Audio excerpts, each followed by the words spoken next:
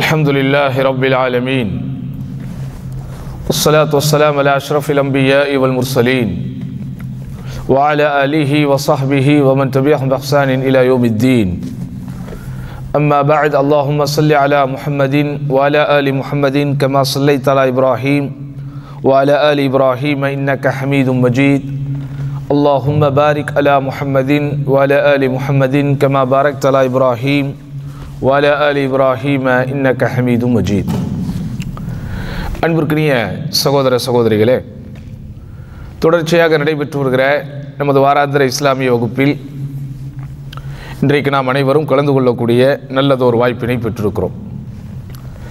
இந்த சிறப்பிற்குரிய சந்தர்ப்பத்தில் மன அமைதியை எளிதாக்கும் இஸ்லாமிய வழிமுறைகள் என்கிற தலைப்பில் முக்கியமான சில செய்திகளை இன்ஷா அல்லாஹ் பார்க்க போகிறோம். ஏனென்றால் இப்போது நாம் வாழ்ந்து கொண்டிருக்கிற காலம் எப்படிப்பட்ட ஒரு காலம் என்றால், மன அழுத்தங்கள் நிறைந்திருக்கிற ஒரு காலத்தில் இருக்கிறோம். காலம் காலமாக மனிதனுக்கு மனோரீதியாக அவன் எதிர்கொள்ளக்கூடிய பிரச்சனைகள், சவால்கள், சிக்கல்கள் எல்லாம் இருந்து கொண்டேதான் இருக்கிறது.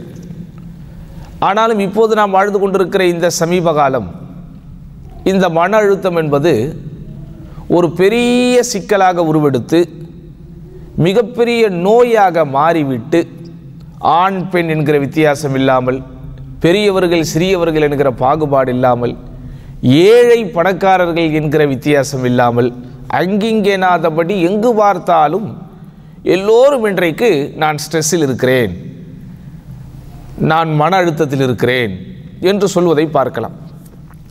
எப்படி உடல் ரீதியான சில நோய்கள் இப்போது கொடூரமான தாக்குதல்களை ஏற்படுத்திவிட்டு அது சார்ந்த நிபுணத்துவங்களும் துறைசார் மருத்துவமனைகளும் அல்லது துறைசார் மருத்துவர்களும் அதிகரித்து விட்டார்களோ, ஒரு காலத்தில் கேன்சர் ஸ்பெஷலிஸ்ட்லாம் தேடணும், இப்போது கேன்சர் ஸ்பெஷலிஸ்ட்டு எங்கே பார்த்தாலும் இருக்கிறாங்க. ஏன்? கேன்சர் நோயாளிகள் எங்கே பார்த்தாலும் பெருகிட்டாங்க. ஆமாவா இல்லையா? அந்த மாதிரி மனநல மருத்துவமனைகள், மனநல மருத்துவமனைன்னு சொன்னால் நம்ம சென்னையில் கீழ்ப்பாக்கத்தில் ஒரு மருத்துவமனை கேள்விப்பட்டிருக்கீங்களா? அந்த மருத்துவத்தை நான் சொல்ல வரல. மன அழுத்தத்திற்கான மனநல மருத்துவமனைன்னு இன்றைக்கி நிறைய வந்துருச்சு. சைக்கியாட்ரிக் நிறைய பெருகி விட்டார்கள்.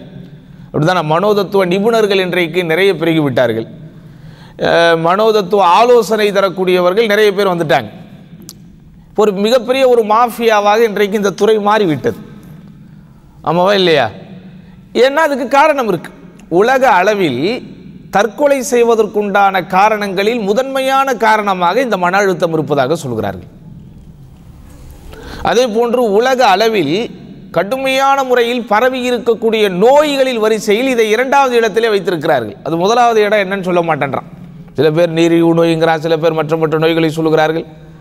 இப்படி நம்ம சொல்லிக்கிட்டே போகலாம். கணவன் மனைவி பிரிவு ஆரம்பித்து, பெற்றோர் பிள்ளைகளுடைய உறவுகளில் ஏற்படக்கூடிய சிதைவு ஆரம்பித்து, ஆசிரியர்கள் மாணவர்களுக்கு மத்தியில் இருக்க வேண்டிய உறவுகள் உடைபடுதல் ஆரம்பித்து, சகோதரர்களுக்கு மத்தியிலே ஏற்படக்கூடிய பிரிவுகள் ஆரம்பித்து, நண்பர்களுக்கு மத்தியில் உண்டாகுகின்ற பிளவுகள் ஆரம்பித்து, எல்லாவற்றுக்குமே இந்த மன அழுத்தங்கள் காரணமாக இருக்கிறது.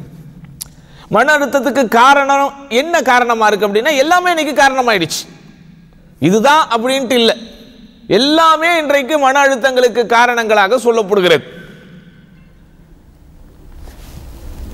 உள்ரங்கமாக ஏற்படக்கூடிய அழுத்தங்கள், புறசாதனங்களால் ஏற்படக்கூடிய அழுத்தங்கள், நம்முடைய பொறுப்புகள் நமக்கு ஏற்படுத்தக்கூடிய சிக்கல்கள், சமூகத்திலே நாம் எதிர்கொள்ளக்கூடிய சவால்கள், இந்த சவால்களை சமாளிக்க முடியாமல் நாம் திணறும் போது உண்டாகக்கூடிய எண்ணங்கள், ஏமாற்றம் அடையக்கூடிய எதிர்பார்ப்புகள், உடலிலே ஏற்படக்கூடிய நோய்கள் அல்லது குடும்பத்தால் ஏற்படக்கூடிய சிக்கல்கள், இப்படி ஏகப்பட்ட காரணங்கள் இந்த மன அழுத்தங்களுக்காக சொல்லப்படுகிறது.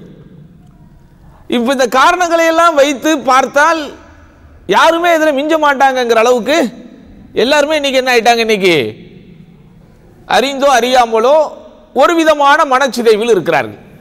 நீங்கள் நல்லா புரிஞ்சுக்கணும், நான் மன அழுத்தத்தில் பாதிக்கப்பட்டிருக்கிறேனா இல்லையா, எனக்கு மன அழுத்தம் இருக்கிறதா இல்லையா அப்படின்னு ஒருத்தர் தன்னைத்தானே எடை போட்டு சொல்லணும் அப்படின்னா, எல்லாருக்குமே மன அழுத்தங்கள் இருக்கத்தான் செய்யுது. இருந்தாலும் அவரவர்களுக்கு அல்லாஹ் கொடுத்திருக்கிற அந்த மனோ எதிர்ப்பு சக்தியை பொறுத்து அதனுடைய பாதிப்புகள் என்ன ஆகுது, பாதிப்புகள் புலப்படுவதில் வித்தியாசம் இருக்கு. இப்போ மன அழுத்தத்தை பற்றி பேசுகிற எனக்கு மன அழுத்தமே இல்லையானா எனக்கு இருக்கு. மன அழுத்தத்தை பற்றி பேசும்போது யாருக்கோ பேசுகிறாரு போல இருக்கு அப்படின்னு நீங்கள் உங்களை 2-3 பேர் நினைப்பீங்க. அவங்களுக்கு மன அழுத்தம் இருக்கா இல்லையான்னு கேட்டால் அவங்களுக்கு மன அழுத்தம் இருக்கு. எல்லாருக்குமே மன அழுத்தம் இருக்கிறது. ஆனால் யாருக்கு அந்த மன அழுத்தத்தினால் பாதிப்பு? இப்போ கொரோனா வைரஸ் வந்துச்சா?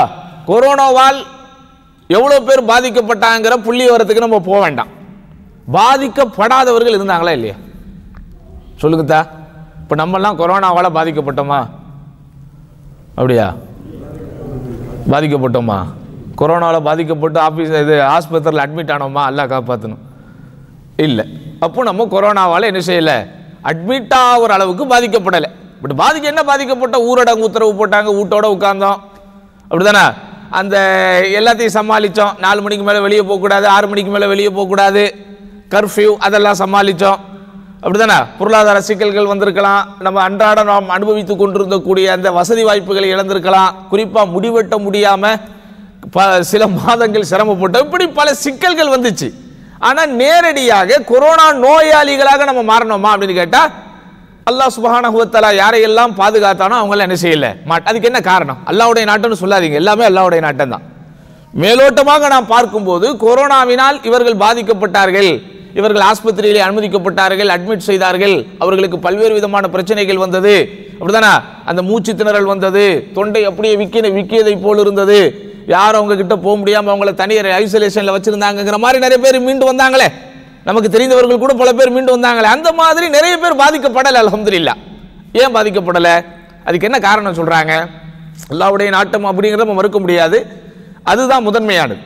மேலோட்டமாக நம்ம பார்த்த வரைக்கும் என்ன சொல்லப்படுது, யாருக்கெல்லாம் உடலில் கொஞ்சம் நோய் எதிர்ப்பு சக்தி இருந்ததோ அவர்களை என்ன செஞ்சிச்சு அந்த கொரோனா, ஒரு வீரியமான முறையில் அவர்களுக்கு அது பாதிப்பை ஏற்படுத்தல், அப்படிதானே? ஒரு வைரஸ் என்பது என்ன, அது நம்முடைய சுற்றுச்சூழலோடு, என்விரான்மெண்டோடு, சுற்றுச்சூழலோடு கலந்து விட்ட ஒரு கிருமி. அப்ப அந்த கிருமி யாரையெல்லாம் தாக்குகிறதோ அல்லது அந்த கிருமிகளால் தாக்கப்பட்டவர்கள், தாக்கப்படக்கூடியவர்கள் யாரெல்லாம் அதை எதிர்த்து நிற்க முடியாத அளவிற்கு உடலில் அவர்களுக்கு ஒரு பலவீனம் இருந்ததோ அவர்களெல்லாம் அதன் மூலம் பாதிக்கப்பட்டார்கள். ஆமாவா? அப்போ நோய் எதிர்ப்பு சக்தி இருப்பதை போலவே சகோதரர்களே, இந்த மன அழுத்தங்களை எதிர்க்கக்கூடிய மனோ எதிர்ப்பு சக்தி ஒன்று இருக்கு. அப்ப அந்த சக்திக்கு ஏற்ப மன அழுத்தம் அவங்களை என்ன செய்யுது, பாதிப்பதில் அல்லது பாதிப்புகளை ஏற்படுத்துவதில் அந்த விகிதாச்சாரங்களில் வித்தியாசம் இருக்கிறது. ஒருத்தருக்கு ஒரு சின்ன அடிபட்டா போதும், உலகமே முடிஞ்ச மாதிரி கத்துவான், கதறுவான். சில பேர் கையே துண்டானாலும் அது பாட்டுக்கு இருப்பான். ஆச்சரியமாக இருக்கு. ஏன்? இவனிடத்தில் இருக்கிற திடசக்தி என்பது அவனிடத்தில் இருக்கிற திடசக்திக்கு வித்தியாசம், அப்படிதானே? சிலருக்கு 1 மணி நேரம் சாப்பாடு லேட் ஆகட்டும், அவ்வளவுதான், ஊட்டையே 2 ஆக்கிடுவான். இன்னும் சில பேர் ஒரு நாளெல்லாம் பட்னியா கிடக்கணுமா, இந்த தண்ணி பாட்டில குடிச்சிட்டு பேசாம இருப்பான். அது எப்படி? அவனுக்கு அல்லாஹ் கொடுத்திருக்கிற திடசக்தி அப்படி, அப்படிதானே? இப்படி சகோதரர்களே நீங்கள் நன்றாக புரிந்து கொள்ள வேண்டும். இந்த மன அழுத்தங்கள் என்று சொல்வதெல்லாம் ஒரு விதமான மாயை. அதாவது மன அழுத்தம் என்பது இருக்குது, ஆனால் இவர்கள் சொல்வதை போல, இன்றைக்கு விளம்பரப்படுத்துவதை போல, இன்றைக்கு அது ஒரு மிகப்பெரிய ஒரு மாஃபியாவாக மாறி சின்ன குழந்தைகள் எல்லாம், சின்னஞ்சிறு பிள்ளைகள் எல்லாம் இன்றைக்கு நான் ஸ்ட்ரெஸ்ஸுக்குள் இருக்கிறேன் என்று தாங்களே சொல்லிக் கொண்டு ஏமாற்றிக் கொண்டிருக்கிறார்கள். அன்றைக்கு அப்படித்தான் ஒரு சிறுவன் கையிலே ஒரு பந்தை வைத்து அமுக்கிக் கொண்டே இருந்தான். இந்த பால் இருக்குல்ல, பால், அதை வச்சு பிரஸ் பண்ணிக்கிட்டே இருந்தான்.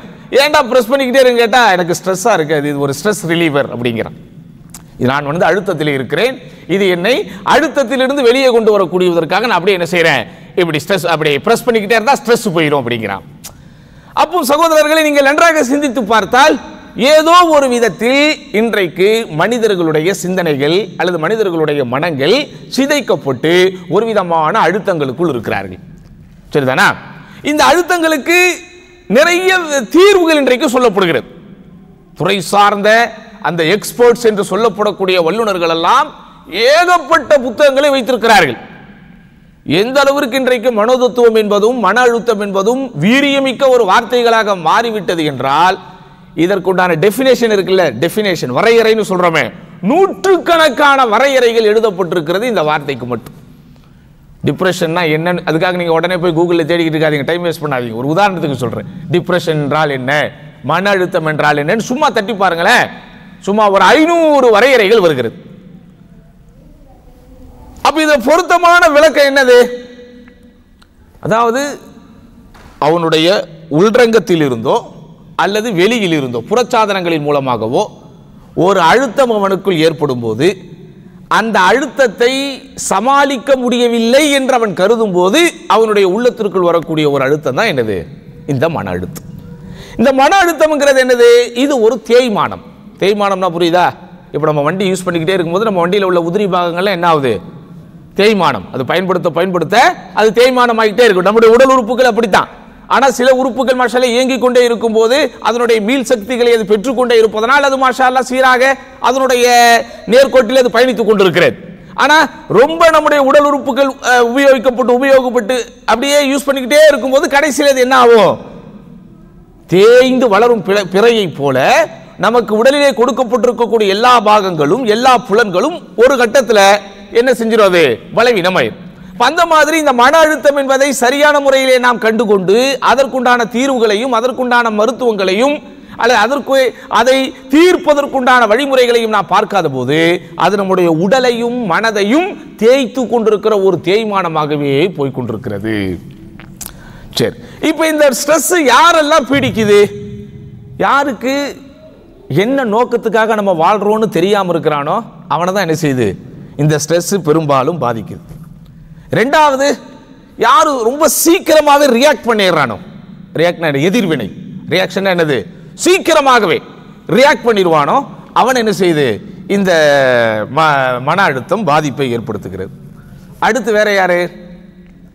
இருப்பதை கொண்டு யாரால் திருப்தி கொள்ள முடியவில்லையோ, எதையாவது நினைத்து நினைத்து ஏங்கிக் கொண்டே இருக்கிறானோ, எதையாவது எதிர்பார்த்து கொண்டே இருக்கிறானோ அவன் என்ன செய்யுது? இந்த மன அழுத்தம் பாதிப்பை ஏற்படுத்துது. அடுத்து வேற யார பாதிப்பு ஏற்படுத்துது? தனது இண்டிவிஜுவாலிட்டி என்கிற தனித்துவத்தை, தன்னுடைய சுய அடையாளத்தை மறந்துவிட்டு அல்லது இழந்துவிட்டு அடுத்தவர்களை பார்த்து பார்த்து பார்த்து யார் ஏங்கிக் கொண்டிருக்கிறானோ அவன் என்ன செய்யுது? இந்த மன அழுத்தம் பாதிப்பை ஏற்படுத்துகிறது. அடுத்து வேற யாருக்கு பாதிப்பு வருது? யாரிடத்தில் ஒரு நேர்மறையான அணுகுமுறை இல்லாமல் நெகட்டிவ் அப்ரோச் என்கிற எதிர்மறையான அணுகுமுறை மட்டுமே தன்னிடத்தில் அதிகம் இருக்கிறதோ. எதிர்மறையான அணுகுமுறைனா புரியுதா? என்னது? Negative approach. நீங்க அவங்ககிட்ட என்ன பேசினாலும் என்ன சொல்லுவான்? ஏதாவது ஒரு ஆப்போசிட்டா சொல்லிக்கிட்டே இருப்பான். ஆப்போசிட்டா சொல்லாம இருந்தா அவனுக்கு தூக்கமே வராது. ஆப்போசிட்டா உதாரணமாக சாவி இருந்தா தான்டா பூட்டு திறக்க முடியும். நீங்க சொல்லி பாருங்களேன். காலிங் பெல் இருந்தா என்ன செய்வா? அப்படி காலிங் பெல் இருக்கட்டும், பூட்டை திறக்கிறதுக்கு சாவி தானே வேணும் அப்படின்னு சொன்னாலும் அவனால் என்ன செய்ய முடியாது? அந்த பதிலை ஏற்றுக்கொள்ள முடியாது. என்ன சொன்னாலும் ஒரு இக்கண்ணா எதையாவது ஒரு பதிலை சொல்லிக்கொண்டே, ஒரு மறுப்பை சொல்லிக்கொண்டே, ஒரு மாற்று கருத்தை தெரிவித்துக் கொண்டே என்ன செய்வான்? எதிர்மறையான முறையிலேயே அணுகி கொண்டிருக்கிறானோ அவனை என்ன செய்யுது? இந்த மன அழுத்தம் அதிகமா பாதிப்பை ஏற்படுத்துது. அடுத்து வேற யாருக்கு பாதிப்பு வருது? உள்ளமையை அல்லது உள்ளதை மேம்படுத்த வேண்டும் என்கிற எண்ணம் இல்லாமல் ஒரு திடப்பொருளை போல இயங்காதவனாக, எந்த விதத்திலும் சுய முன்னேற்ற பாதையை நோக்கி செல்லாதவனாக அப்படியே இருக்கிறான் பாருங்க, அவனையும் இந்த மன அழுத்தம் அதிகமாக பாதிக்கிறது என்கிறார்கள். அடுத்து வேற யாரை பாதிக்குதான்? யாரெல்லாம் இந்த நேர மேலாண்மையை கையாளாமல் இருக்கிறார்களோ, டைம் மேனேஜ்மெண்ட் என்கிறார்களே, இந்த நேர மேலாண்மை. ஐயோ டைம் இருக்கு, 24 மணி நேரம் இருக்கு, என்ன செய்யறதுன்னே தெரியலம்பா சில பேர். அல்லது 24 மணி நேரம் இருக்கு, அதுல நான் என்னென்னவோ செய்யறேன், ஆனா எதுக்கு செய்யறேன்னே தெரியலம்பா. சில பேர் சுத்திக்கிட்டே இருப்பான், ஏன் சுத்துறான்னு அவனுக்கும் தெரியாது, எதுக்குடா இவன் சுத்துறான்னு நமக்கும் தெரியாது. சில பேர் சும்மாவே இருப்பான், ஏன் சும்மா இருக்கிறான்னு அவனுக்கும் தெரியாது, இவன் எப்படிரா சும்மா இருக்கிறான்னு நமக்கும் தெரியாது. இப்படி அந்த டைம் மேனேஜ்மெண்ட்டை யாரெல்லாம் சரியான முறையிலே கையகப்படுத்தாமல் இருக்கிறார்களோ அவர்களை இந்த மன அழுத்தம் பாதிக்கிறதுங்கிறாங்க. அடுத்து என்னது? யாருக்கு ஒரு ரோல் மாடல் இல்லையோ, ரோல் மாடல்னா என்ன? ஒரு முன்மாதிரி. நான் இந்த உலகத்தில் பிறந்துட்டேன், நான் எப்படி வாழணும், இப்படி வாழ்ந்தார் பாருப்பா, அவரை மாதிரி நீ வாழு அப்படின்னு யாருக்கு ஒரு முன்னுதாரணம் இல்லையோ, ஒரு முன்மாதிரி இல்லையோ, அவன் தனித்து விடப்பட்டவனை போல் தன்னை உணர்வதனால் அவனும் இந்த மன அழுத்தத்தால் பாதிக்கப்படுகிறான். அடுத்து வேற யார் பாதிக்கப்படுறா?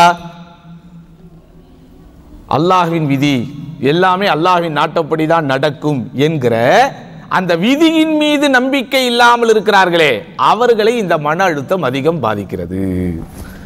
அதாவது சகோதரர்களே, இப்போது நான் உங்களுக்கு அடுக்கிய இந்த காரணங்கள் எல்லாம் எப்படிப்பட்ட காரணங்கள் தெரியுமா? உலக அளவில் இந்த துறை சார்ந்த நிபுணர்கள் இந்த மன அழுத்தத்தினால் ஏன் பாதிக்கப்படுகிறார்கள் என்பதை குறித்து ஆய்வு செய்து கருத்துக்கள் சொல்லியிருக்கிறார்களே, அப்படிப்பட்ட கருத்துக்கள் இருந்து சில முக்கியமானதை எடுத்து தெளித்து என்ன செய்யறோம் அல்ஹம்துலில்லாஹ் உங்களுக்கு சொல்லிக்கிட்டு இருக்கிறோம். சரிதானா? இதெல்லாம் அப்புறம், அதாவது மேலோட்டமாக நம்ம பார்க்கும்போது மன அழுத்தம்ங்கிறது ஒருத்தனுக்கு எதனால் வருது?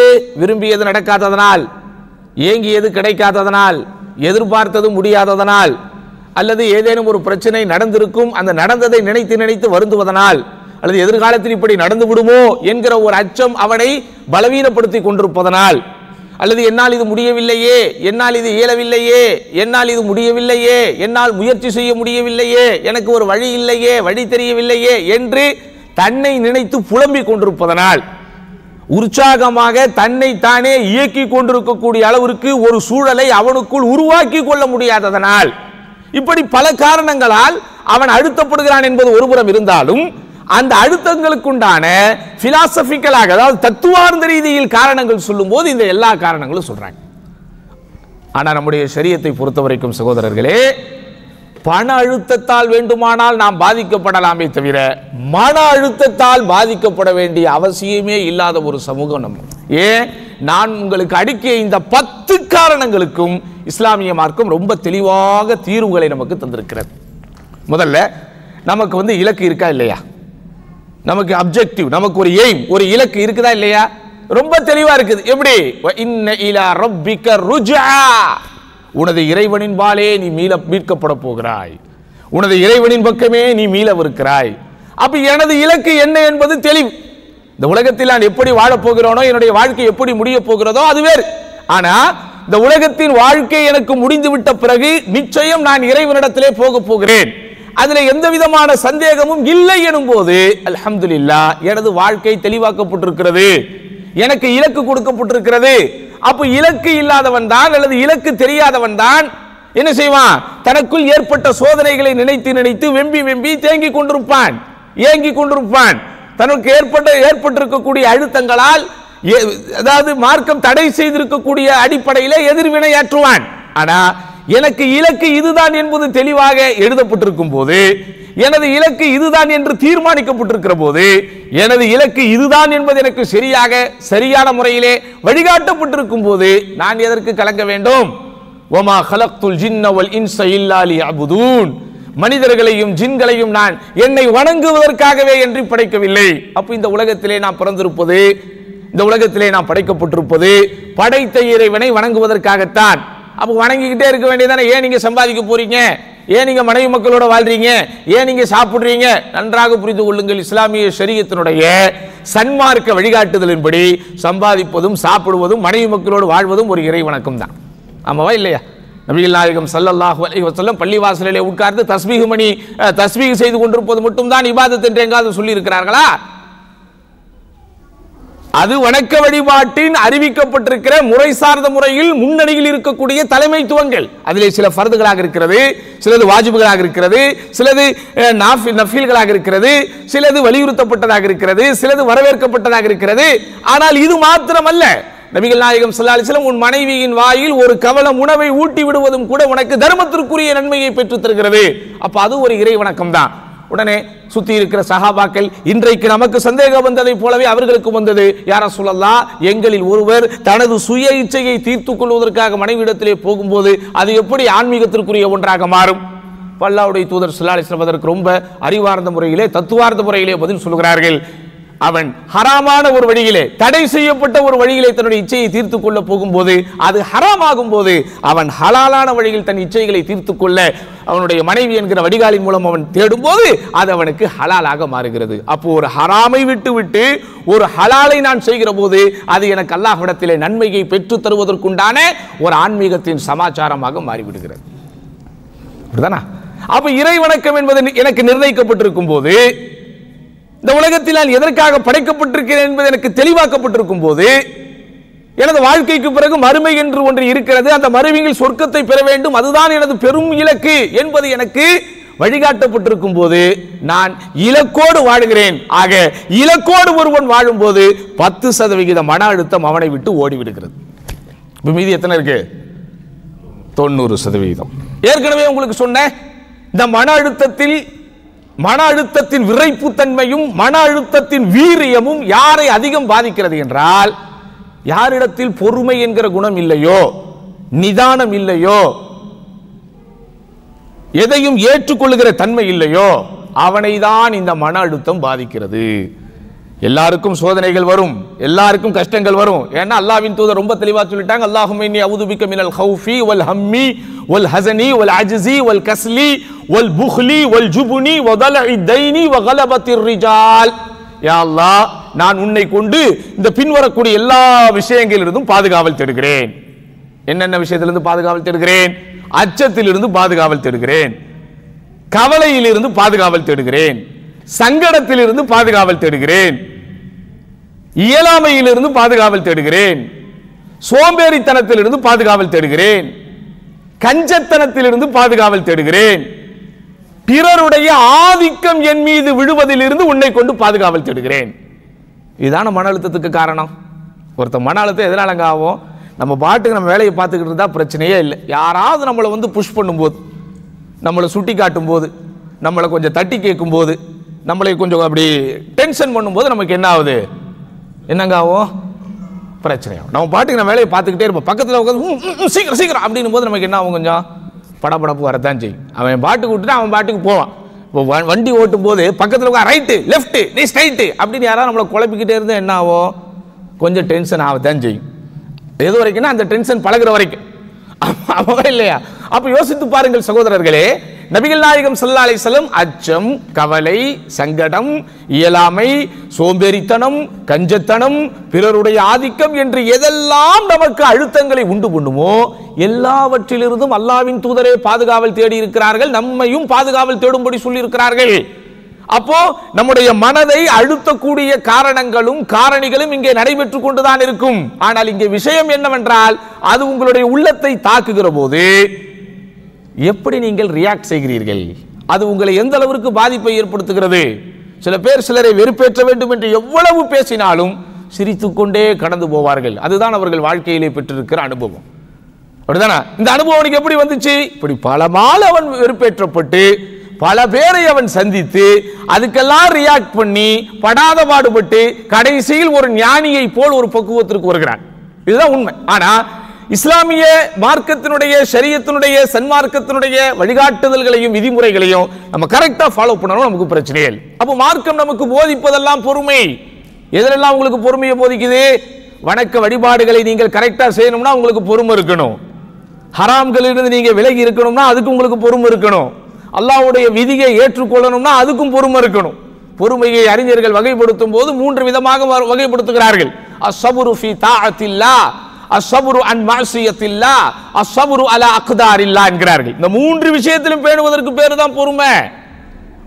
அதாவது ஒரு இயலாமையின் காரணத்தினால் இவனிடத்தில் என்னுடைய எதிர்ப்புகளை காட்ட முடியாமல் நான் அடங்கி போகும்போது காட்டுகிறேனே, அதற்கு பேர் பொறுமை அல்ல, அதற்கு பேர் பணிவு அல்லது அதற்கு பேர் வேறு. உண்மையான பொறுமை என்ன?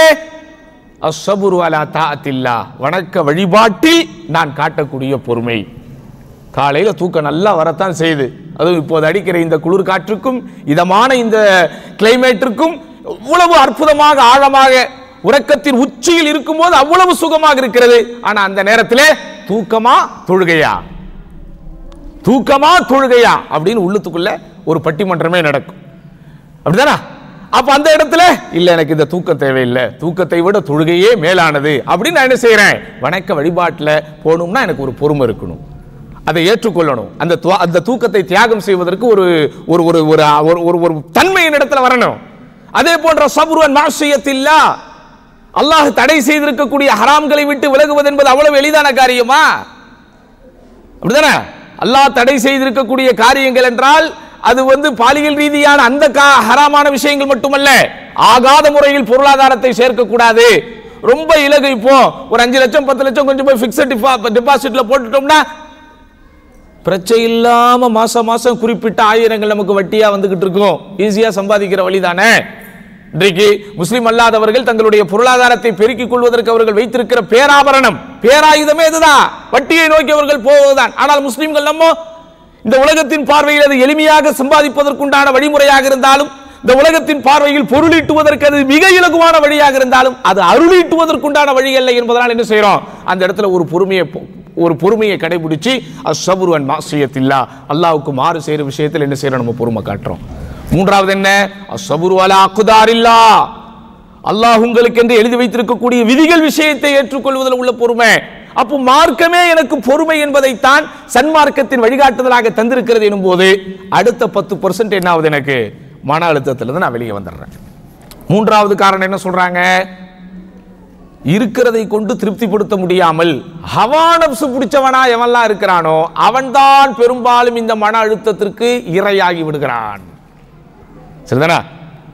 நபிகள் நாயகம் ஸல்லல்லாஹு அலைஹி வஸல்லம் ரொம்ப அழகா சொன்னாங்க, வர்த பிமா கஸமல்லாஹு லக், அல்லாஹ் உனக்கென்று என்ன விதித்திருக்கிறானோ அதை ஏற்றுக்கொள், அல்லாஹ் உனக்கென்று என்ன விதித்திருக்கிறானோ அதை ஏற்றுக்கொள் எனும் போது சகோதரர்களே, மாதம் மாதம் நாம் வாங்குகிற நம்முடைய பேசிக் மட்டுமல்ல, 2500 தான் நான் பேசிக் வாங்குறேன், 3000 தான் நான் பேசிக் வாங்குறேன், அது மட்டுமல்ல, எல்லாமே அல்லாஹ் உனக்கு கொடுத்திருக்கக்கூடிய வாழ்க்கையின் வசதி, அல்லாஹ் உனக்கு கொடுத்திருக்கக்கூடிய மனைவி மக்கள், அல்லாஹ் உனக்கு கொடுத்திருக்கக்கூடிய ஆரோக்கியம், அல்லாஹ் உனக்கு கொடுத்திருக்கக்கூடிய சமூக சூழல், அல்லாஹ் உனக்கு கொடுத்திருக்கக்கூடிய செல்வாக்கு சொல்வாக்கு, அல்லாஹ் உனக்கு கொடுத்திருக்கக்கூடிய லைஃப் ஸ்டைல், இப்படி எல்லா விஷயத்திலும் அல்லாஹ் எனக்கு என்ன தந்திருக்கிறானோ அதை பொருந்திக் கொள்ளுதல், போதுமாக்கி கொள்ளுதல். பொருந்திக் கொள்ளுதல், போதுமாக்கி கொள்ளுதலுக்கு ஒரு விளக்கத்தை நம்ம தெரிஞ்சுக்கணும். அதுக்காக நீங்க அடுத்த கட்டத்தை நோக்கி போவே கூடாது, அப்படியே நீங்க உங்க வட்டத்துக்குள்ளே இருக்கணும், அது அடுத்த பாயிண்டா வருது. விஷயம் என்ன, எனக்கு கொடுத்ததும் அல்லாஹ் தான், இவருக்கு கொடுத்ததும் அல்லாஹ் தான், அவருக்கு கொடுத்ததும் அல்லாஹ் தான் அப்படிங்கிறது நம்முடைய நம்பிக்கை. அப்போ எனக்கு கொடுத்ததை நான் அதை ஏற்றுக்கொள்ளவில்லை, அதன் மீது எனக்கு ஒரு வெறுப்பு வருகிறது, அவருக்கு கொடுத்ததையே நான் பார்த்து கொண்டிருக்கிறேன் என்றால், அவர் மீது ஒரு பொறாமை எனக்கு வருகிறது என்றால், உண்மையில் அவர் மீது நான் படுகின்ற பொறாமை அல்லது அல்லாஹ் மேலிருந்து எதை எழுதியிருக்கிறானோ அதன் மீது எனக்கு வரக்கூடிய வெறுப்பாக மாறிவிடும். அதனாலதான் இஸ்லாம் பொறாமையை தடுக்கிறது. எந்த ரூபத்திலையும் பொறாமையை நீங்க அனுமதிக்காதீர்கள் என்கிறது. அப்படி பொறாமப்பட்டே ஆகணுமா, யார் நல்லா குர்ஆன் ஓதுறானோ அவனை பார்த்து பொறாமப்பட்டுக்க, யார் நல்லா தான தர்மம் செய்யறானோ அவனை பார்த்து பொறாமப்பட்டுக்க. இந்த 2 தான் அனுமதிக்கப்பட்ட பொறாமை. மற்ற எந்த பொறாமையும் உங்களுக்கு அனுமதியே கிடையாது. அப்படி மீறி நீங்கள் பொறாமை என்கிற குணத்தை உங்கள் உள்ளத்திற்குள் விட்டுவிட்டால், புரிந்துகொள், எரிந்து கொண்டிருக்கிற விறகை எப்படி நீர் அணைத்து கொண்டிருக்கிறதோ அதுபோல் நீ செய்த அமல்களை எல்லாம் இந்த பொறாமை அணைத்து விடும், ஜாக்கிரதை அப்படின்னு இருக்கிறாங்கல்ல. அப்போ எனக்கு மாஷா அல்லாஹ் மார்க்கம் இருப்பதை ஏற்றுக்கொள்ளக்கூடிய ஒரு தன்மையை தந்திருக்கிறது. நபிகள் நாயகம் ஸல்லல்லாஹு அலைஹி வஸல்லம் சொல்றார், கத் அஃப்லஹ மன் அஸ்லம், கத் அஃப்லஹ மன் அஸ்லம், அல்லாஹ்வுக்கு கட்டுப்பட்ட ஒரு முஸ்லிம் உண்மையிலேயே வெற்றி அடைந்து விட்டான். யார் அந்த முஸ்லிம்? வருஸிக கஃபாஃபா, போதுமென்ற முறையில் வாழ்வாதாரம் வழங்கப்பட்டிருக்கிறான். வகன்னஹு அல்லாஹு பிமா ஆதா, அல்லாஹ் அவனுக்கு எதை கொடுத்தானோ அதை கொண்டு அவன் திருப்தி அடைந்து விட்டான். ரைட். அடுத்து என்னது சகோதரர்களே, நான்காவது மிக முக்கியமான காரணமா என்ன சொல்லப்படுது, தன்னுடைய சுய அடையாளம் என்று சொல்லப்படக்கூடிய இண்டிவிஜுவாலிட்டியை இழந்துவிட்டு அடுத்தவர்களையே பார்த்து பார்த்து பார்த்து ஏங்கிக் கொண்டிருக்கிறானே அவன்தான் தீக்கிரைக்காவதை போல இந்த மன அழுத்தத்திற்கு இரையாகி விடுகிறான். ஆனால் என்னை பொறுத்த வரைக்கும் இஸ்லாமிய மார்க்கம் எப்படிப்பட்ட ஒரு வழி எனக்கு காட்டுகிறது, அல்லா தஸிரு வாஸிரத்துன் விஸ்ர உக்ரா, எந்த ஒரு ஆன்மாவும் இன்னொரு ஆன்மாவுடைய சுமையை சுமக்காது. எல்லாரும் சொல்லுவார்கள், இந்த உலகத்திற்கு நீ வரும்போது தனியாகத்தான் வந்தாய், போகும்போது தனியாகத்தான் போக போகிறாய். அதெல்லாம் நம்மை பொறுத்த வரைக்கும் பெரிய தத்துவமே அல்ல. ஆமா, எல்லாம் தனியாக தான் வர போறவரை, எல்லாரும் 5-6 பேர் ஒன்னாவா பிறக்க போறோம், எல்லாம் தனியாக தான் பிறக்க போறோம். ஆனா எனக்கு அதை விட ஆச்சரியத்திற்குரிய தத்துவம் என்னன்னா, நாளைக்கு மறுமையில் உங்கள் இறைவனை சந்திக்கும் போது ஃபுராதா, தனித்தனியாகத்தான் நீங்கள் சந்திக்க போகிறீர்கள். ஏன்னா ஒன்னா வரப்போறோம், ஒன்னா போறோங்கிறது கேட்பதற்கு சரியான தத்துவமாக இருந்தாலும் அது ரொம்ப பெரிய உண்மை, ரொம்ப உடைக்க முடியாத ஒரு பிலாசபி அல்ல. இப்போ நான் பிறந்த அன்னைக்கு நான் மட்டுமா பிறந்தேன்? நான் 10ஆம் தேதி ஏப்ரல் மாதம் 1984 வருஷம் பிறந்தேன். அன்னைக்கு நான் மட்டுமா பிறந்தேன்? அல்லது நான் பிறந்த ஆஸ்பத்திரியில் நான் மட்டுமா பிறந்தேன்? அப்படி இல்லை. அப்போ அதனால உலகத்தில் நம்ம தனியாக வந்தோம் அப்படிங்கிறது ஓரளவுக்கு உண்டான தத்துவம் தான். ஆனால் நல்லா சிந்திச்சு பார்த்தோம்னா அது பெரிய தத்துவம் கிடையாது. அதே மாதிரி போகும்போது நான் தனியாக போக போறேன்னா, நான் மரணிக்கின்ற அன்றைக்கு இந்த உலகத்தில் எத்தனை பேர் மரணிக்க போகிறார்களோ, போர்க்களங்களில் கொத்து குத்தாக ஒரே நாளில் தான் எத்தனையோ பேர் மரணிக்கிறார்கள். விபத்துகளில் மரணிக்கும் போது கொத்து கொத்தாக மரணிக்கிறார்கள். இயற்கை சீற்றங்கள் அல்லாஹ்வுடைய நாட்டமாக இயற்கையின் சீற்றமாக பொது பாதிப்புகள் ஏற்படும் போது இறப்பவர்கள் கூட்டம் கூட்டமாகத்தான் இறக்கிறார்கள். ஆனா இதெல்லாம் உடைக்க முடியாத தத்துவம்னு சொல்ல முடியாது. ஆனா உண்மையாலுமே உடைக்க முடியாத தத்துவம் எது? நாளைக்கு நீங்கள் மறுமையில் அல்லாஹுவை சந்திக்கும் போது ஃபுராதா, ஒவ்வொருவரும் அல்லாஹ்வை தனியாகத்தான் சந்திக்க போகிறீர்கள். அந்த தனிமை என்பதை எந்த அளவிற்கு நான் சீரியஸாக சின்சியராக அதை சிந்திக்க வேண்டும் சொன்னா, வமா பைனஹுமா மின் துர்ஜுமான், அல்லாஹுக்கும் அந்த அடியானுக்கும் இடையில் மொழிபெயர்ப்பதற்குண்டான மொழிபெயர்ப்பாளன் தேவையே இல்லை. மொழிபெயர்ப்பாளன் கூட இருக்க மாட்டான். அப்படி தனிக்கு தனியாக நாளைக்கு நீங்கள் அல்லாஹ்வை சந்திக்க போகிறீர்கள். அப்போ நானா தான் இருக்கணும் கடைசி வரைக்கும்.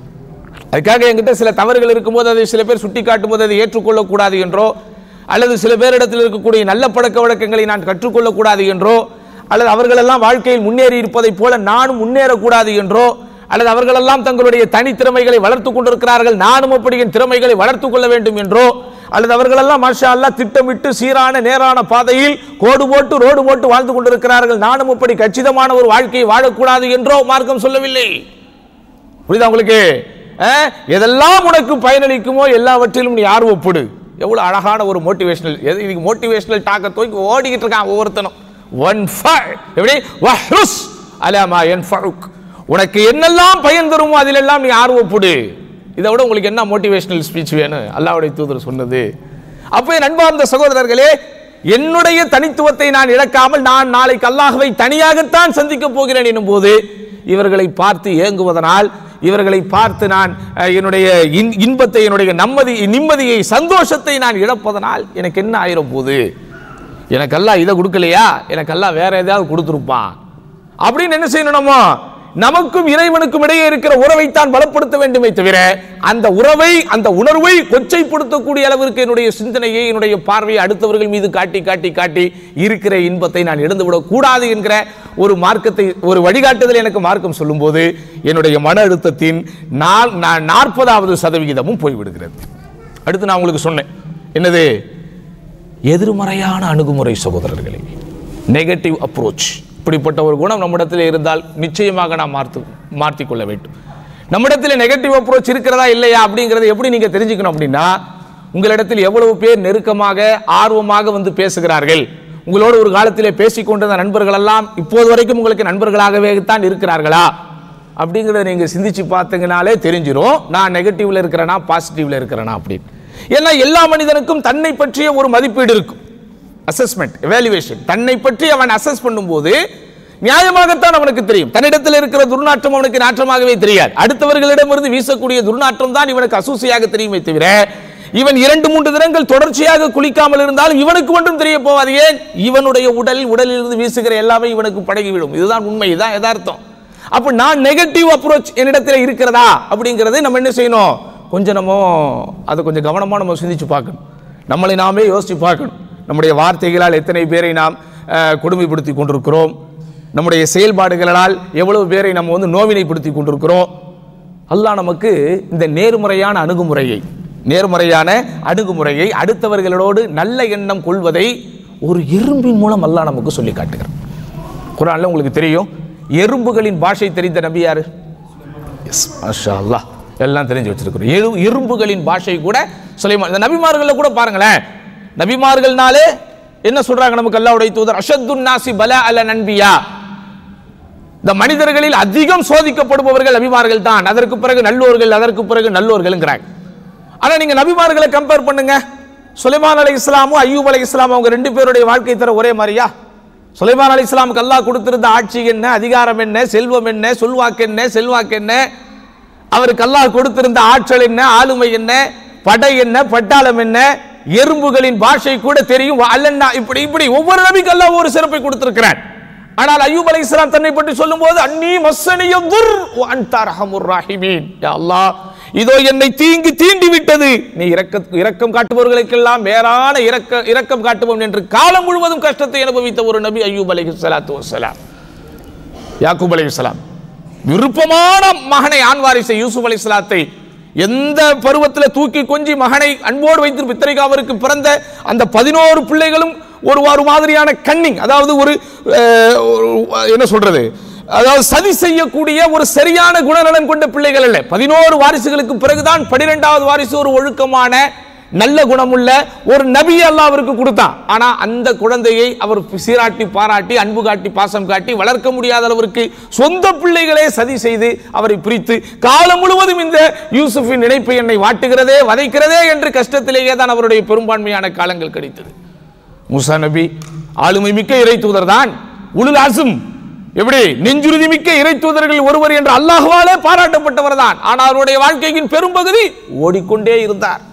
இங்கிருந்து அங்கு ஓடுகிறார், அங்கிருந்து இங்கு ஓடுகிறார், மதியன் தேசத்திற்கு போகிறார், 10 ஆண்டு காலம் அங்கே உழைக்கிறார், படாத பாடுபடுகிறார், அதற்கு பிறகுதான் ஊர் திரும்புகிறார். ஆனால் சுலைமான் அலைஹிஸ்ஸலாம் பல்கீஸ், அதாவது அவங்க பேர் பல்கீஸ் என்பதிலே கருத்து வேறுபாடு இருக்கிறது. இருந்தாலும் சபா நாட்டு இளவரசியே, கண்ணாடி பளிங்கு மாளிகை வைத்திருந்த சபா நாட்டு இளவரசியே ஆச்சரியப்படத்தக்க வகையிலே உலகத்தில் யாருக்குமே எவருக்குமே கொடுக்கப்பட முடியாத அளவிற்கு ஆட்சி அதிகாரம் கொடுக்கப்பட்டவர் சுலைமான் அலைஹிஸ்ஸலாம். இப்போ நபிமார்கள்லாம் என்ன, நானும் ஒரு நபி, அவரு ஒரு நபி, அவருக்கு மட்டும் நீ ஆட்சி அதிகாரத்தை கொடுத்த, என்னைய மட்டும் ஆடு மாடு மேய்க்க விட்டுன்னு கம்ப்ளைண்டா பண்ணாங்க. ஏத்துக்கிட்டாங்களா இல்லையா? அல்லாஹ்வுக்கு தெரியும். ஒன்றை மட்டும் புரிந்து கொள்ளுங்கள், அல்லாஹ் அவனுடைய மதிநுட்பத்தில் மிக நீதியானவன், அல்லாஹ் அவனுடைய நீதியில் மிகப்பெரிய மதிநுட்பம் அறிந்தவன். ஒன்ஸ் அகைன் ஐ ரிப்பீட், தெளிவாக புரிந்து கொள்ளுங்கள். அல்லாஹ்வுடைய விதியை நம்ம எப்படி புரிஞ்சுக்கணும்னா, அல்லாஹ் அவனுடைய மதிநுட்பத்தில் நீதியானவன். மதிநுட்பத்தில் நீதியானவன்னா என்னது? இவருக்கு 4000, இவருக்கு 5000, இவருக்கு 6000 எழுதியிருக்கிறான்னா அதை அல்லாஹ் நீதியோடு தான் எழுதியிருக்கிறான். அடுத்து நீதியில் மதிநுட்பம் மிகுந்தவன் அப்படின்னா, இவரை 4000 எழுதுறதுக்கு ஒரு காரணம் இருக்கு, அதனால தான் 4000. இவருக்கு 5000க்கு ஒரு காரணம் இருக்கு, அதனால தான் 5000. இவருக்கு 6000, அது என்ன காரணம்? அதெல்லாம் தெரிஞ்சுக்கின்னா நம்ம எல்லாம் வைஸ் பீப்புளா, வைஸ்னா என்னது, நம்ம எல்லாம் ஞானிகள் ஆயிடுவோம். நம்ம இந்த உலகத்தில் யாரு? மனிதர்கள் தானே. அந்த காரணங்கள் எல்லாம் தெரிந்ததனால் தான் மிகப்பெரிய அறிஞர்களாக, ஆளுமை மிக்கவர்களாக, நேர்வழி பெற்ற நல்லோர்களான முன்னோர்கள் அவர்கள் எல்லாம் இந்த உலக ஆசை எதுவுமே இல்லாமல் போயிட்டாங்க. நம்ம அந்த மாதிரி வாழ முடியல, அதுக்கு என்ன காரணமும் தெரியல, அதுக்காக படாத பாட்டு போட்டு கொண்டு இருக்கிறோம். அப்போ தெளிவாக புரிந்து கொள்ளுங்கள், அல்லாஹ் ஹுவ ஹக்கீமுன் ஃபி அத்லிஹி வ ஹுவ அத்லுன் ஃபி ஹிக்மத்திஹி. அல்லாஹ் அவனது மதிநுட்பத்தில் அவன் நீதியானவன், அவனுடைய நீதியில் அவன் மதிநுட்பம் மிகுந்தவன். புரியுதா உங்களுக்கு? அப்போ அந்த சுலைமான் அலைஹிஸ்ஸலாமுடைய ஆட்சி காலத்தில் படைப்பட்டாளத்தோட வந்துகிட்டு இருக்கிறாரு. தொலை தூரத்திலே ஒரு எறும்பு கூட்டம், அந்த எறும்பு கூட்டத்தில் ஒரு எறும்பு தன்னுடைய சொந்த சமுதாயத்திற்கு விழிப்புணர்வு தருகிறது.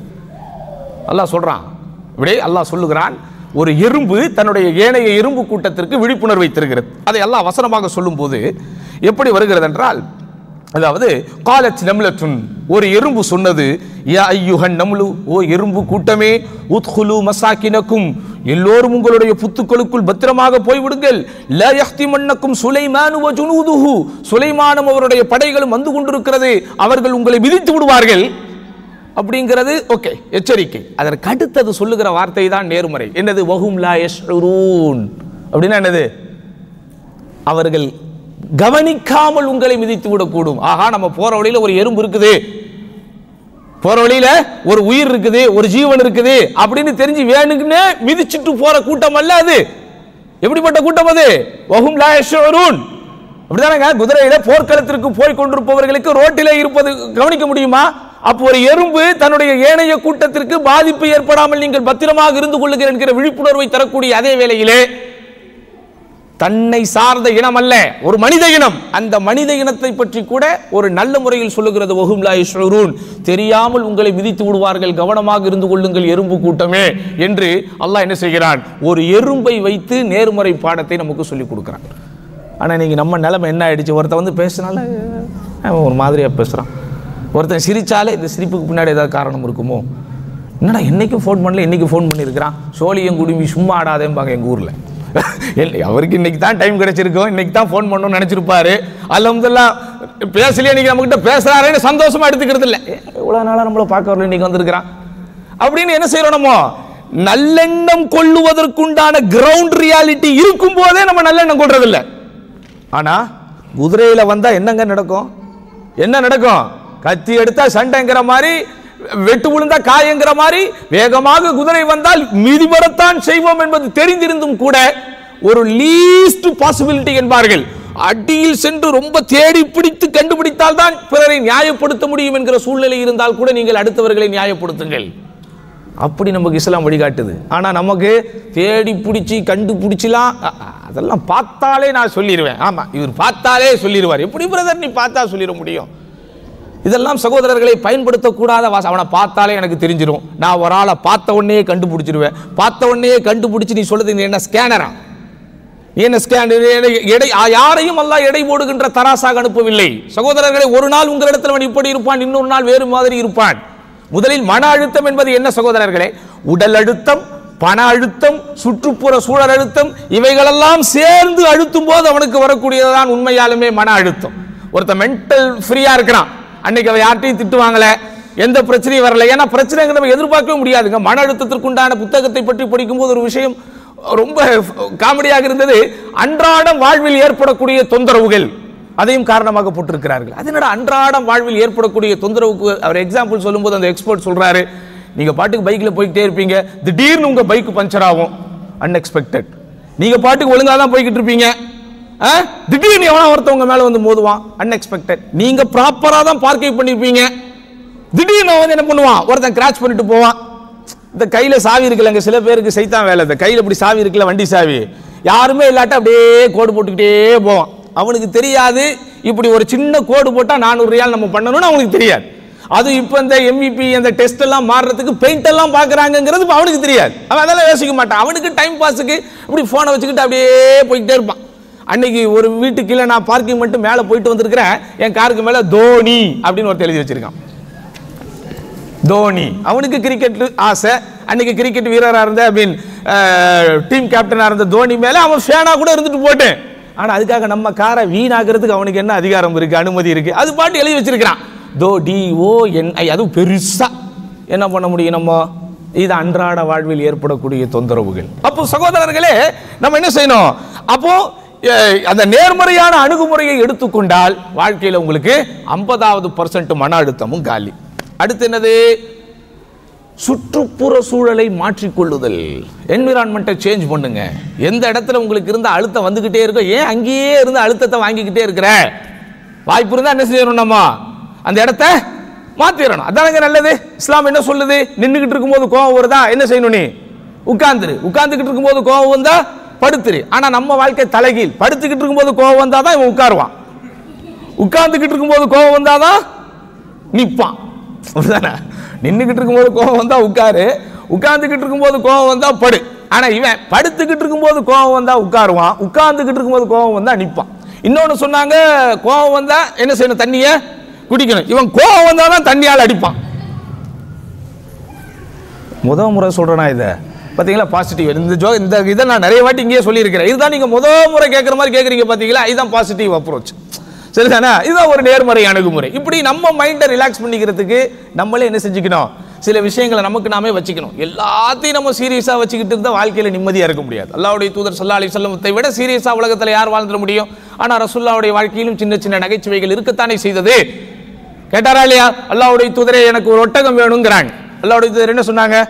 ஒட்டகம் தருவோம், ஆனால் குட்டியை தான் தருவோங்கிறாங்க. குட்டியை வச்சுக்கிட்டு நான் எப்படி போக முடியும்? எல்லா ஒட்டகமுமே அதனுடைய தாய்க்கு குட்டி தானே நடிச்சாங்க பாருங்க, டைமிங். அப்போ சின்ன சின்ன நகைச்சுவைகள் வாழ்க்கையில் இருக்குதாங்க செய்யணும். இரும்பு மாதிரி வாழ்ந்துட்டு என்ன பண்ண போறீங்க எல்லாரும்? நான்லாம் அப்படி பாலிசி போட்டு, என்ன பாலிசி போட்டாலும் உனக்கு எல்லாம் எழுதிருக்கிறது 60 வருஷமோ 70 வருஷமோ தான். போனஸ்ல இன்னும் சில பேர் கொஞ்சம் எக்ஸ்ட்ரா வரலாம். அதனால ரொம்ப நம்ம என்ன செய்யக்கூடாது சகோதரர்களே? இரும்பு போல் இரு அப்படிலாம் வாழக்கூடாது. நபி ஸல்லல்லாஹு அலைஹி வஸல்லம் இப்படி நிறைய நகைச்சுவைகள் பண்ணியிருக்கிறாங்க. அல்லாஹ்வுடைய தூதரிடத்திலே, அல்லாஹ்வுடைய தூதரை நான் சொர்க்கம் போவேனா அப்படிங்கிறாங்க. கேட்டவங்க ரொம்ப வயசான பொம்பளை என்ன சொன்னாங்க? கிழவிகள் யாரும் சொர்க்கம் போக மாட்டார்கள்ட்டாங்க. ஒரே வார்த்தை. இந்த பொம்பளை அழுகுறாங்க. அப்புறம் அது டக்குனு, கிழவியாக யாரும் சொர்க்கம் போக மாட்டார்கள். எப்படி? கேட்டவங்க வயசானவங்க, அவங்க எல்லாம் வந்து அப்படியே வயசாகியா சொர்க்கத்தில் விட போறேன். இந்த உலகத்தில் வயதானவர்கள் எவ்வளவு பேர் இறக்கும்போது வயதாகி இறந்தாலும் அவர்கள் சொர்க்கத்திற்குள் உள்ளே போகும்போது டாம்பீகமாக ஆஜானுபாகவான உடல்வாகவோடு தான் உள்ளே போகிறார்கள். அப்படிதானே? அப்போ இதையெல்லாம் அல்லாஹ்வுடைய தூதர் ஸல்லல்லாஹு அலைஹி வஸல்லம் அவர்கள் நமக்கு என்ன செஞ்சிருக்காங்க? வாழ்க்கையின் அப்படி ஒரு நேர்மறையான ஒரு அணுகுமுறை எடுத்துக்கணும், இருக்கிற சூழ்நிலையை சந்தோஷமா வச்சுக்கணும்னு சொன்னாங்க. அதே மாதிரி சேஞ்சிங் என்விரான்மெண்ட். இப்படி அல்லாஹ்வுடைய தூதர் ஸல்லல்லாஹு அலைஹி வஸல்லம் ஹிஜ்ரத்தை விட இதற்கு ஒரு பெரிய உதாரணம் வேண்டாம். மக்கள் அடிக்கிறாங்க, உதைக்கிறாங்க, ரைட், எவ்வளவு நாள் இருக்க முடியுமோ இருந்தாங்க.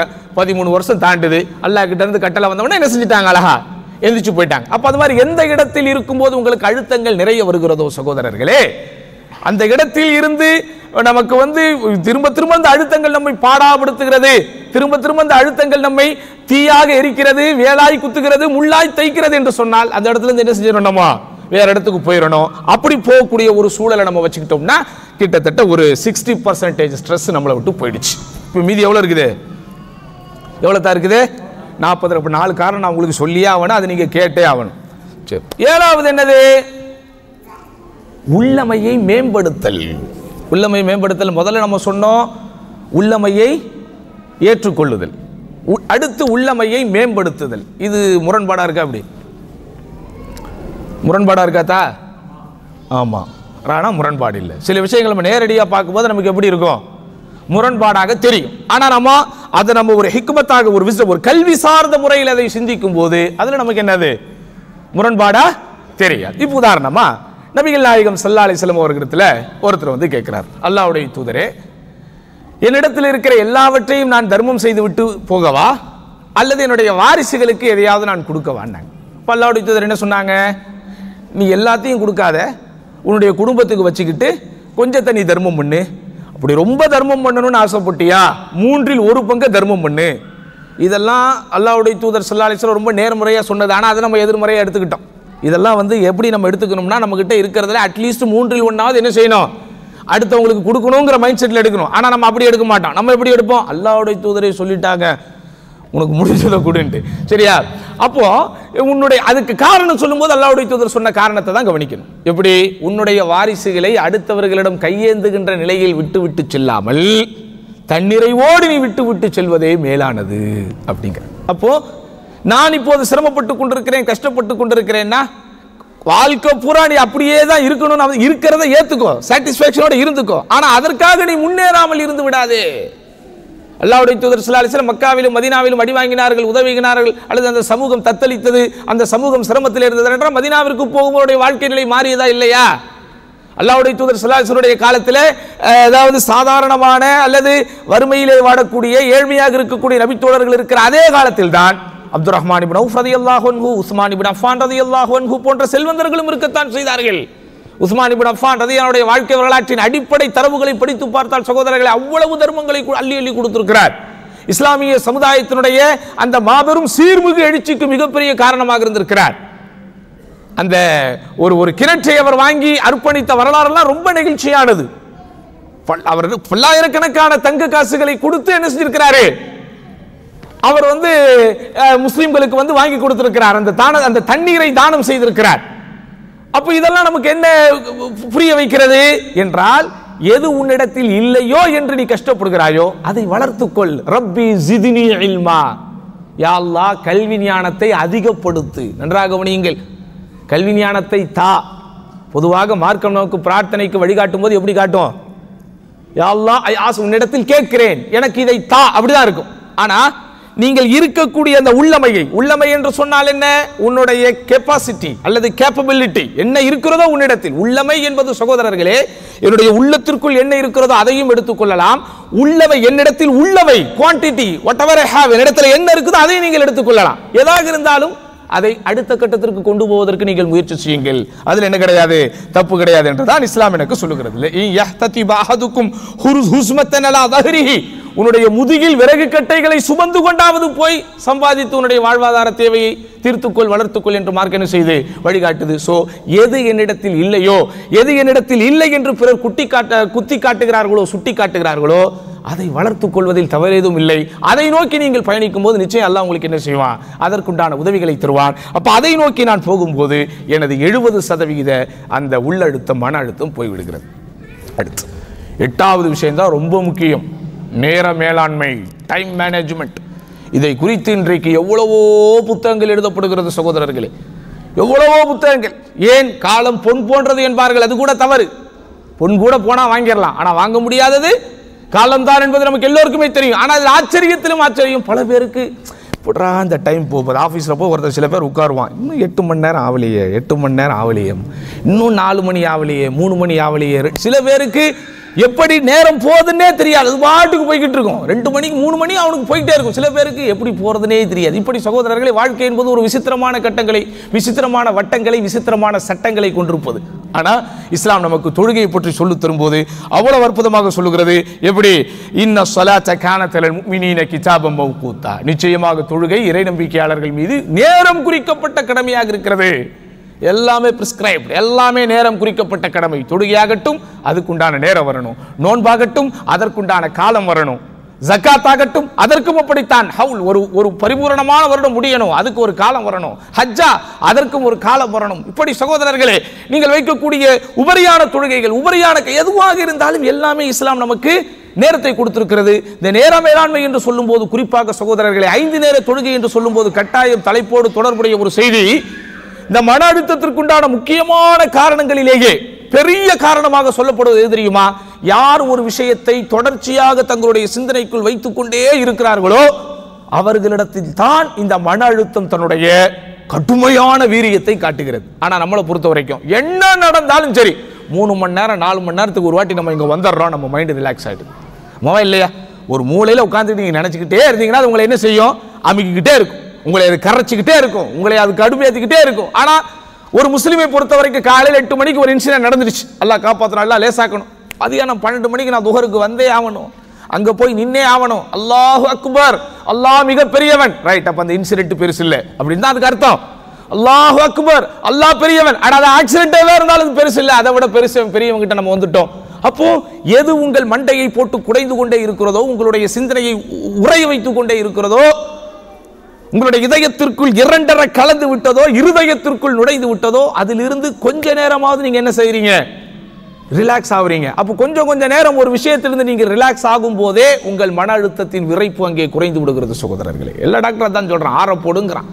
எந்த விஷயத்திற்கு போனாலும் கோவத்தில் எந்த முடிவு எடுக்காத, கோவத்தில் எதுவும் பேசுறாது, எதா இருந்தாலும் கொஞ்ச நேரம் போய் உட்காரு, கொஞ்ச நேரம் போய் தியானம் பண்ணு, கொஞ்ச நேரம் போய் யோகா பண்ணு. எங்களுக்கு அதெல்லாம் தேவையில்லையா? எங்களுக்கு தொழுகை இருக்குது, அதுவே எங்களுக்கு எல்லா விதமான சகல கலைகளையும் கற்றுக் கொடுக்கிறது. அப்போ அந்த நேர மேலாண்மையை நான் சரியான முறையிலே கையாளுகிற போது, நேர மேலாண்மையை மாஷா அல்லாஹ் நான் என்னுடைய வாழ்க்கையில நான் செயல்படுத்தும் போது அடுத்த 10% போயிடுது. அடுத்து என்னது? யாருக்கு ஒரு ரோல் மாடல் இல்லையோ அவன் தான் இந்த மன அழுத்தத்தினால பாதிக்கப்படுறான். ஆனா ஒரு முஸ்லீம் ரோல் மாடல் இல்லைன்னு சொல்ல முடியுமா? சொல்லுங்க தான், நமக்கு யார் ரோல் மாடல்? எல்லாரும் சொல்லிடுவோம், முஹம்மதுன் ஸல்லல்லாஹு அலைஹி வஸல்லம், அல்லாஹ்வுடைய தூதர் ஸல்லல்லாஹு கான லக்கும் ஃபீ ரசூலில்லாஹி உஸ்வத்துன் ஹஸனா.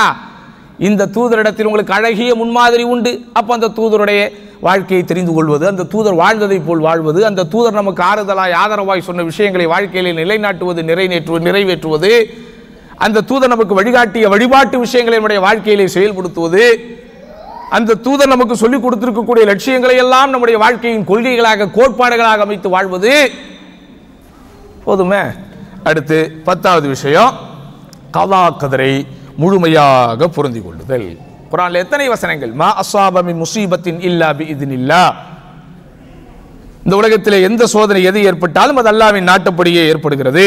வமை யுமின் பில்லாஹ், யார் இது போன்ற சோதனைகள் வரும்போது அல்லாஹ்வை சரியான முறையில் நம்புகிறானோ, யஹ்தி கல்பஹு, அவனுடைய உள்ளத்தை அல்லாஹ் விசாலமாக்கி விடுகிறான், அவனுடைய உள்ளத்திற்கு அல்லாஹ் ஹிதாயத்தை கொடுத்து விடுகிறான். வல்லாஹு பிகுல்லி ஷைஇன் அலீம், நிச்சயமாக அல்லாஹ் எல்லாவற்றையும் அறிந்தவனாக இருக்கிறான். பாக சகோதரர்களே, மன அமைதியை எளிதாக்குவதற்கு இஸ்லாம் மாஷா அல்லாஹ் நல்ல நல்ல வழிமுறைகளை சொல்லியிருக்கிறது. இதெல்லாம் நம்ம என்ன செய்யணும்? நம்முடைய வாழ்க்கையில் இதை ஒரு பாடங்களாக, படிப்பினைகளாக நம்ம இது ஒரு மருந்துகளாக எடுத்துக்கொள்ள வேண்டும். இதெல்லாம் நம்ம மருந்துகளாக எடுத்துக்கொள்ள வேண்டும். நம்முடைய பிள்ளைகளுக்கு மாஷா அல்லாஹ் இது போன்ற இந்த சத்தான கருத்துக்களை, முத்தான கருத்துக்களை போதித்து வளர்க்க வேண்டும். அப்போ உலகமே ஸ்ட்ரெஸ்ல இருக்கோம், உலகமே நாங்கள் டிப்ரெஷன்ல இருக்கிறோம், அப்படி இருக்கிறோம்னு சொல்லிக்கிட்டாலும், நம்முடைய வாழ்க்கையில் கஷ்டங்கள் நஷ்டங்கள் நம்மை நோக்கி வந்தாலும், மனிதனுடைய வாழ்க்கை என்பது சகோதரர்களே, அதில் வாடை மட்டுமே இருக்காது, அதில் கோடையும் இருக்கும். அப்படிதானா? மேடு மட்டுமே இருக்காது, அதில் பள்ளமும் இருக்கும். இப்படிதான் காலநிலைகள் மாறி மாறி வருகிறதோ, இரவும் பகலும் மாறி மாறி வருகிறதோ, அப்படிதானா? அது போன்றுதான் வாழ்க்கையில் எல்லாமே மாறி மாறி வரும். ஆனால் என்ன மாறினாலும், என்ன வித்தியாசங்கள் வந்தாலும், அல்லாஹ் நமக்கு ஒன்றுதான், மார்க்கம் நமக்கு ஒன்றுதான், தொழுகை நமக்கு ஒன்றுதான், மார்க்கத்தினுடைய வழிமுறைகள் நமக்கு ஒன்றுதான். மாறும் உலகில் மாறாத விஷயங்களைத்தான் நம்முடைய மார்க்கமாக நாம் பின்பற்றிக் கொண்டிருக்கிறோம். அப்படிதானா? மாறும் உலகில் மாறாத்தன்மை கொண்ட விஷயங்களையே மார்க்கமாக நான் பின்பற்றி கொண்டிருக்கும் போது இந்த உலகத்தில் எதுவும் என்னை சகோதரர்களே தொட முடியும். ஆனால் என்ன செஞ்சிடாதது, முற்றிலுமாக தாக்கி விடாது. எப்படி எந்த விஷயங்களாக இருந்தாலும் அது எனக்கு சோதனைகளாக வரும், அவ்வளவுதான். ஆனால் அந்த சோதனைகள் என்னுடைய வாழ்க்கையை முடித்து விடாது. இன்றைக்கு கிழக்கிலே வீசுகிற காற்று நாளைக்கு மேற்கு, இன்றைக்கு வடக்கிலே வீசுகிற காற்று நாளைக்கு தெற்கு. இப்படிப்பட்ட ஒரு வாழ்க்கை தத்துவத்தை இஸ்லாம் எனக்கு தந்திருக்கும் போது நான் தீராத மன அழுத்தத்தில் இருக்கிறேன் அல்லது மிகப்பெரிய பிரச்சனை இருக்கிறேன் என்று நம்மை நாமே சொல்லிக்கொண்டு ஏமாற்றாமல், ஃபீனிக்ஸ் பறவையை போல சகோதரர்களே, அப்படியே பறந்து செல்லக்கூடிய ஒரு அற்புதமான ஒரு வழிகாட்டுதல்களை இஸ்லாம் நமக்கு தந்திருக்கிறது. அப்படிப்பட்ட வழிகாட்டுதல்களை பின்பற்றக்கூடிய நன்மக்களாக வல்ல ரஹ்மான் மனைவியரும் ஆக்கி அருள்வானாக. யா அல்லாஹ், எதை நாங்கள் சொல்கிறோமோ, எதை நாங்கள் கேட்கிறோமோ அதன்படி வாழ்கிற பாக்கியத்தை எங்கள் அனைவருக்கும் தருவாயாக என்று வேண்டி வாய்ப்புக்கு நன்றி கூறி முடித்துக் கொள்கிறேன். வாஹ்ரதா அல்ஹம்துலில்லாஹி ரப்பில் ஆலமீன். அஸ்ஸலாமு அலைக்கும் வரஹ்மத்துல்லாஹி வபரகாத்துஹு.